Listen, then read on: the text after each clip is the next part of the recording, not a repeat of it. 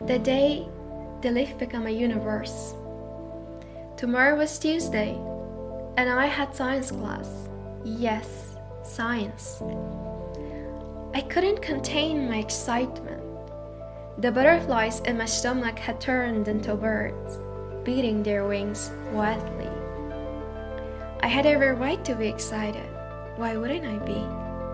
Because for several weeks, my curiosity had been trapped inside books, waiting for a way out.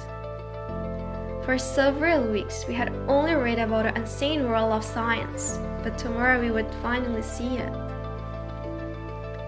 Something different.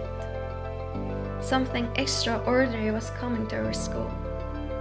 For the first time, science was no longer just words on page. It was totally different. It arrived on our classroom, carried inside a small gray box called a microscope. A microscope. I repeated 3 times, as if I were testing the word, listening to it, and making sure it was real. Donated by UNICEF. I whispered. It was labeled like this. I had seen the blue logo everywhere.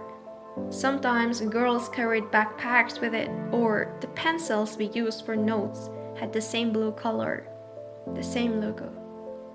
UNICEF.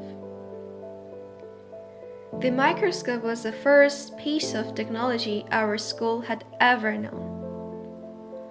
To me, it felt unreal, like a science fiction movie, like a scene from a movie, or Professor Proton himself with his magical device had stepped out of television screen and into our dusty school. That night, I stood in my room, staring at my school uniform. I picked it up from the chair and smoothed the sleeves. "Mom," I asked, stepping closer, "can I wear this now?" She looked at the uniform, then at me, and sighed. "No," she said. "You can't wear it tonight, girl." "But tomorrow's science class," I said, full of hope. She shook her head, trying not to smile. "I'll wake you up, girl. Now, put it away." I hugged the uniform once, then folded it carefully, as if tomorrow itself might disappear if I let it go. Then, in a childish voice, I asked, "What if you don't wake up early, Mom?" She didn't answer. She just looked at me with an annoyed smile, pretending to be angry. She seemed a bit irritated. Who wouldn't be after being asked the same question 14 times? Perhaps more. I had spent days imagining what would it feel to see the vascular system of a leaf. Reading was unavoidable. What if someone breaks the microscope tonight? What if someone steals it? I worried. Then I corrected myself just as quickly. No, don't be ridiculous, Nilab. Mrs. Sadat would never allow this. She locked the library. Still, the fear stayed with me, not letting me sit down or feel comfortable. Tuesday morning, 5:30 a.m. I woke up before the sun. It was sort of twilight. The air was cold, but excitement carried with me forward, making my heart warm. I prayed.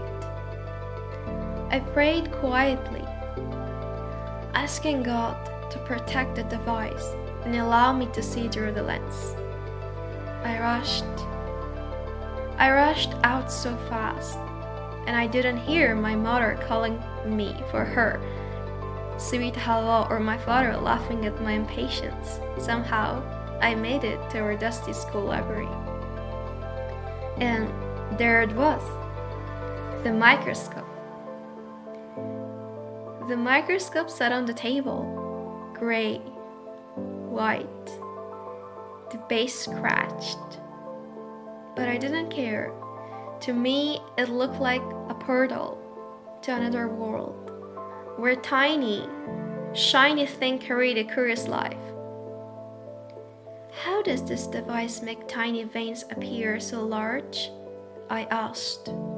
Hold your horses, Nilab, Mrs. Sarat said, smiling. You will see. She placed the thin glass light on the stage and gently laid a smile leaf on it. Her focus was so intense, like it was a surgery for her. Go for it, she said.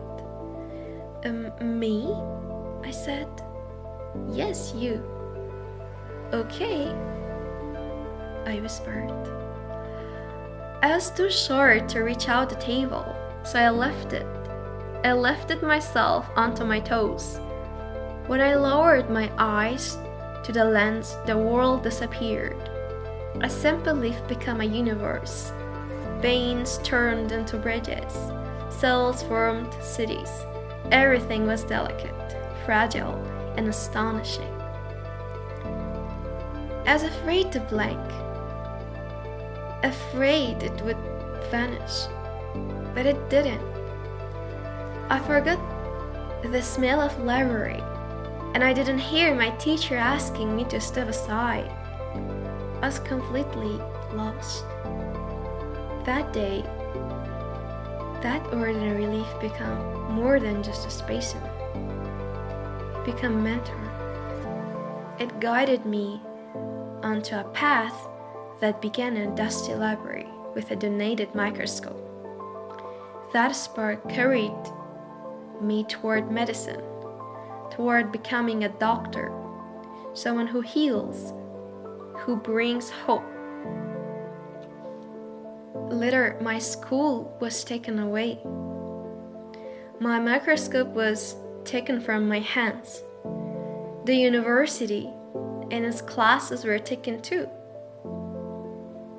The dreams of becoming a doctor was stolen too. But how could anyone take spark that lives in someone's soul? I'll remember that moment forever, the moment I found my spark.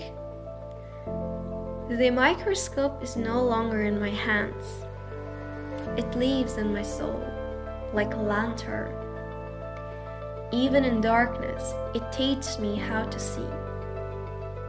The darkness which did not blind me, it sharpened my vision.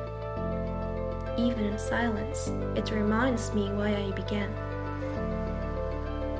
Some discoveries change what you see, others change who you become.